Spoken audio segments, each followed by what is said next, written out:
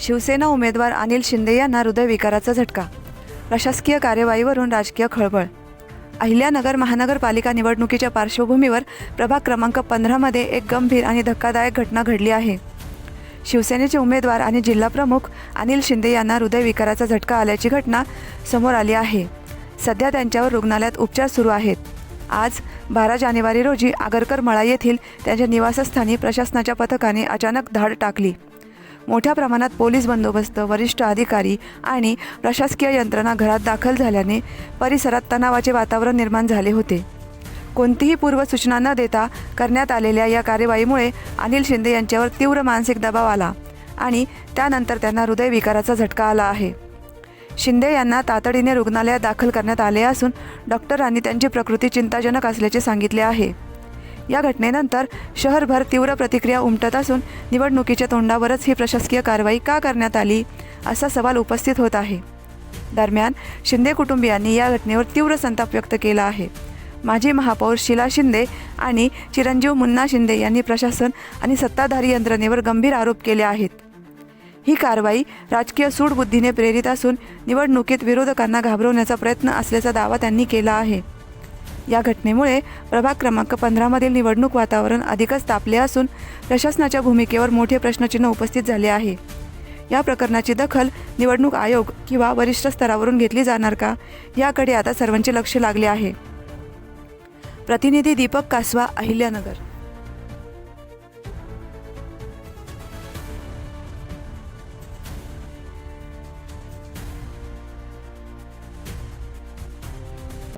हां साहेब, आमचे शिवसेनेचे उमेदवार आणि शिवसेनेचे जिल्हाप्रमुख अनिल शिंदे साहेबांना त्यांच्या घरी ज्या पद्धतीने पोलिसांनी आणि निवडणुकीशी संबंधित अधिकाऱ्यांनी जो छापा टाकला, धाड टाकली, त्यामुळं ते अत्यावस्थ अवस्थेत आनंद ऋषी हॉस्पिटलमध्ये त्यांना दाखल करावं लागलेलं आहे. खरं तर जेव्हापासून शिवसेनेने स्वबळावर या महानगरपालिकेची निवडणूक लढवण्याचा निर्णय घेतला, हे काही स्वतःला बलाढ्य बनवणाऱ्या लोकांना पचलेलं नाही, लोकप्रतिनिधींना पचलेलं नाही आणि म्हणून कुठली तरी कपट कारस्थानं करायची आणि शिवसेनेचे जे पदाधिकारी आहेत, जे उमेदवार आहेत, यांना प्रशासनाच्या माध्यमातून कसं लक्ष करता येईल हे पूर्ण अहिल्यानगर शहरात, उपनगरात सर्वत्र सुरू आहे. शिवसेनेचे उमेदवार प्रचार करत असतील तर त्यांच्या मागे गुंड जातात. त्या गुंडांना इनडायरेक्टली प्रोटेक्शन पोलिसांचं, प्रशासनाचं असतं की काय, असं चित्र त्या ठिकाणी दिसतंय. अरे साधे निवडणूक जाहीरनाम्याचे प्रचार पत्रकं वाटायला सुद्धा या ठिकाणी पाबंदी आणली जाते. अशा पद्धतीने जर प्रशासन वागणार असेल आणि जर आमच्या कुठल्याही शिवसैनिकांना आणि उमेदवारांना त्यांच्या जीवितात जर कुठलाही धोका पोहोचला, काही तोशीच जर झाली, तर आम्ही प्रशासनाला म्हणजे एका बाजूने आवाहन करतो की तुम्ही हे थांबवा आणि निवडणुकीच्या पद्धतीने नियम कायद्याला धरून होऊ द्या. दुसऱ्या बाजूने आम्ही इशारा देतोय प्रशासनाला, जर आमच्या शिवसैनिकांना आणि उमेदवारांना जर अशा पद्धतीने वेठीस धरल्यानंतर जर त्यांच्या जीवितास कुठलाही धोका पोहोचला तर गाठ शिवसेनेची आहे आणि राज्याचे उपमुख्यमंत्री एकनाथ शिंदे साहेबांशी आहे. हे प्रशासनाने ध्यानात ठेवावं. आता अनिल शिंदे साहेबांची प्रकृती लवकरात लवकर बरी व्हावी अशी प्रार्थना आम्ही करतोय. डॉक्टरांशी बोललेलो आहे, त्यांना चांगले उपचार देण्याचा आम्ही प्रयत्न करतोय. पण प्रशासन ज्या पद्धतीने कारणं सांगतंय, तुमच्याबद्दल फोन आला, तुमच्याबद्दल हे आलं, अरे आम्ही जर विरोधी पक्षाच्या जर जिल्हा प्रमुख आणि त्यांच्या आमदार खासदारांबद्दल जर तक्रारी केल्या तर हेच प्रशासन इतक्या तत्परतेने कारवाई करील का? सामान्य नागरिक नगरचं सांगेल की प्रशासन एकतर्फी वागतंय. आम्हाला प्रशासनावर अजूनही विश्वास आहे, नियमावर, कायद्यावर विश्वास आहे, पण हा विश्वास ढळू नये ही जबाबदारी शेवटी प्रशासनाची आहे आणि निवडणूक अधिकाऱ्यांची, निवडणूक यंत्रणेची आहे. आणि नगर शहरात आज अशी परिस्थिती झालेली आहे की स्वबळावर लढणारी शिवसेना आज खूप पुढे निघून जाते की काय, या भीतीने हे विरोधी पक्षातली जी मंडळी आहेत, आमच्या विरोधात जे लढत असलेले आहेत, मग आमच्या सत्तेतले असोत नाही तर आणखी कोणी मित्रपक्ष असोत, यांच्या पायाखालची वाळू सरकलेली आहे. म्हणून यांनी कट कारस्थानं करून प्रशासनाला हाताशी धरून हे वेगवेगळे हातखंडे वापरायचा जो प्रयत्न चालवला आहे तो त्यांनी थांबवावा. अन्यथा आम्हाला रणांगणात लढण्याची शिवसैनिकांना चांगली माहिती आहे. बाळासाहेबांचा तोच विचार आम्ही अंगीकारलेला आहे. या पुढची लढाई आम्ही रणांगणात लढायलाही सज्ज आहोत. जे काही कारवाई केली त्यांना काही सापडलं का? त्यांनी एवढी घरामध्ये येऊन दहशत केली, घरापर्यंत किचनपर्यंत पोहोचले, काही त्याबद्दल सांगितलं? त्यांना विचारा ना तुम्ही, तुम्हाला काही सापडलंय का? तुम्ही कोणत्या आधारे कारवाई करताय, कुणावर करताय? अनिल शिंदे हे असे उमेदवार व्यक्ती आहेत आमचे शिवसेनेचे पदाधिकारी, त्यांच्यावर साधी एखादी चॅप्टर केस नाही. म्हणजे सर्वात लोभस म्हणून ज्यांच्याकडे पाहिलं जातं अशा व्यक्ती, त्यांना तुम्ही बोलवलं असतं ना, निवडणूक शाखेत बोलवलं असतं, पोलीस स्टेशनला बोलवलं असतं, जिथं पाहिजे तिथे बोलवलं असतं तर ते आले असते. तुम्ही ही जी दडपशाही आणि हा जो वेगळा मेसेज शहरात द्यायचा प्रयत्न करत आहात, नगरचा सुज्ञ नागरिक हे सगळं बघतोय आणि आम्ही काय, नगरचा सुज्ञ नागरिक याला मतपेटीतून उत्तर देईल. जेव्हा जेव्हा असं नगर शहरात करायचा प्रयत्न झाला, एकाधिकारशाही माजवण्याचा प्रयत्न झाला, तेव्हा तेव्हा या नगर शहरात शिवसेनेने भरघोस यश मिळवलेलं आहे. अनिल भैयांपासूनचा हा इतिहास आहे. त्यामुळे याचा बोध विरोधकांनी घ्यावा आणि ही दडपशाही थांबवावी. आज या ठिकाणी माझ्या मुलींना मध्ये आलं. खरंच आपण सगळ्या पूर्ण नगर जिल्ह्यामध्ये त्यांची वागणूक कशी आहे आपण सगळ्यांनी पाहिलीच आहे. कारण दहशत आणि असं कुठली गुन्हेगारी, कुठली तक्रार त्यांच्यावर नाही आहे. आज प्रशासन आणि आपले सगळे पोलीस अधिकारी त्या ठिकाणी अचानक घरामध्ये आले आणि ते जर त्यांना दबाव आला, त्याच्यामुळे त्यांना हा त्रास झाला आणि आज या ठिकाणी काळजी घ्यायला लावलेली आहे. मला जर माझ्या पतीला जर काही झालं ते प्रशासन, आमदार, खासदार याला जबाबदार राहणार. कारण इतका दबाव आणलेला आहे ना आमच्यावर की एक सर्वसामान्य लहान मुलगा आम्हाला बोलतोय तुम्ही काय करता, कामं काय करता. अरे आमचे कामं पहा ना, जिल्ह्यामध्ये पूर्ण जिल्ह्यामध्ये कामं चालू आहेत. तुम्ही कोण आहे, कुठले आहेत, काय आहे, तुमचं काम काय आणि आमचं काम काय, ते पाहावं ना त्यांनी आणि नंतर आरोप करावं. कारण आपण पाहतो की प्रत्येक ठिकाणी जे काम करतात ते त्यांना नक्कीच माघारी खेचल्या जातं. आज या ठिकाणी माझ्या पतीला जर काही झालं तर मी नक्की आमदार, खासदार आणि हे प्रशासन सोडणार नाही. आणि ही तक्रार मी मुख्यमंत्र्यांकडे करणार आणि उपमुख्यमंत्री शिंदेसाहेब, सन्माननीय शिंदेसाहेबांकडे सुद्धा करणार. त्रास किती दिवसापासून देत होते हे सगळे मंडळी? जे सत्ताधारी आहे ते किती दिवसापासून त्रास देत आहेत? त्रास द्यायचा विषय कसा आहे, जेव्हापासून इलेक्शन चालू झालं तेव्हापासून आपण बघतोय युतीच्या संदर्भात जे भांडणं चालू होती. पण आमच्या वडिलांची भूमिका काय होती की आमच्या वडिलांनी, शिंदे साहेबांनी जे सांगितलं की जे तुमच्याकडे स्टँडिंग उमेदवार आहेत त्या उमेदवारांना तुम्ही तुमचे तिकीटं वाटा.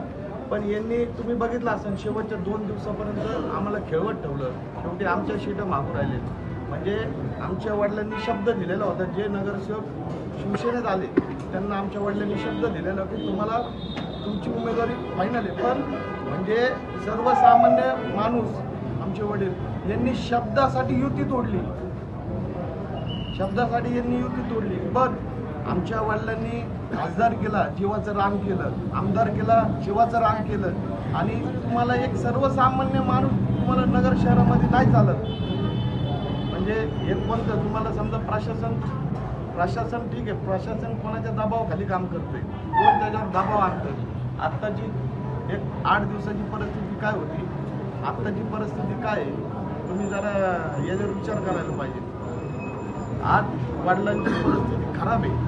तुम्ही जाऊन आम्हाला कोणी म्हणा की यांनी हे सगळं इलेक्शनसाठी नाटक केलं किंवा काय केलं, तुम्ही पत्रकार बंधू एकाने कोणीतरी वर जा, त्यांची व्हिडिओ शूटिंग काढा, बघा काय परिस्थिती.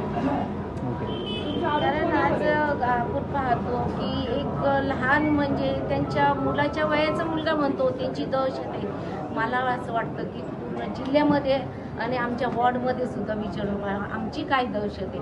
आमच्या चारही पण नगरसेवकांची अजिबात कुणालाही दहशत नाही आहे की कोणाच्या तक्रारी त्यांच्याबद्दल काही तक्रारी आहेत का हे पण आपण खात्री करून पाहावं. पोलीस स्टेशनला तक्रार करणार आहात का? पोलीस स्टेशनला काय तक्रार करायची? पोलीस पण साहेब वरचा फोन आला की विषय त्यांचा थांबतोय. पण काय तक्रार करणार? समजा जर आमचे वडील जेवण करताना समजा जेवण करत होते घरात, समजा डिपार्टमेंटच्या गाड्या आल्या, निवडणूक शाखेच्या गाड्या आल्या, घरात धपाधप गाड्या सगळ्या घुसल्यानंतर शेवटी दबाव आला ना त्यांच्यावर. आजपर्यंत त्यांच्यावर एक पण केस नाही किंवा हे त्यांचं नाही आहे वृत्ती भांडणाची. पण असं जर अचानक घडत असेल आणि त्यांच्या रॅली तिथं उद्घाटन त्यांचं रॅलीचं तिथून चर्चा करून जर माझ्या घरात गाड्या येतात, डिपार्टमेंट माझ्या पार किचनपर्यंत जातं, मग एखाद्या जिल्हा प्रमुखाच्या घरात जर डिपार्टमेंट जात असेल तर विचार करायला पाहिजे. कारण आम्ही सगळे प्रचारासाठी होतो, ते होते आणि मुली होते. सर तुमचा हा, आरोप असं नाही. कोणावरती आहे एवढी मोठी- आरोप मला एक सांगा, तुम्ही आमच्या घरात का घुसले? कोणाच्या सांगण्याहून घुसले? कोणाच्या आमच्या सांगण्यावरून? घरामध्ये कोणाच्या सांगण्यावरून घुसले? काय मला असं तर काय होतं सांगा आमच्या काय घरात? होतं? तुम्हाला म्हणजे हा? तुम्हाला समजा जर म्हणजे एक सर्वसामान्य व्यक्ती तुम्हाला एवढा असा का जड वाटतो? तुम्ही म्हणजे भरपूर बलाढ्य, तुम्हाला अशी एवढा एक सामान्य व्यक्ती आहे का तुम्हाला एवढा जड वाटतो? तुम्ही प्रशासन तुमच्या सोबत बरोबर, तुम्ही आमच्या घरापर्यंत जाता, आमच्या घरात घुसता. आमच्या लेडीज परवा दिवशी प्रचार करत होत्या, प्रचार करता करता आमच्या पाहुण्याच्या घरात जेवायला गेल्या, जेवायला बसले, ताट वाटलेले समोर, त्यांचे लोक घरात घुसून लेडीजला त्रास दिला. म्हणजे ही पद्धत काय? आता तुम्ही सरळ इलेक्शन करा ना. फार म्हणजे आज माझ्या सगळ्या सुद्धा घरामध्ये नाती असताना फार किचनमध्ये जायची काही गरज नव्हती त्यांची. दहशत निर्माण करायचा हा प्रकार चालू आहे. मला वाटतं तुम्ही असं खरंच मला काय म्हणायचं, तुम्ही म्हणजे आता विरोधक बोलणार की हे काहीतरी खोटं नाट्य केलं किंवा काय, तुम्ही डॉक्टर त्यांच्यासोबत पण बोलून घ्या, तुम्ही जा, तुमच्यापैकी एखादी कोणतरी व्हिडिओ काढा, बघा परिस्थिती काय द्यायची. पण माझ्या वडिलांना कमी जादा काही झालं तर प्रशासन, आमदार, खासदार यांना 100% त्यांच्या गुन्हे दाखल करणार. आता प्रकृती माझ्या कशी आहे? घरामध्ये सगळे कॅमेरे आहेत, सगळे रेकॉर्डिंग माझ्याकडे आलेली आहे. मी तुम्हाला मोबाईलमध्ये आत्ता पण व्हिडिओ रेकॉर्डिंग दाखवू शकतो.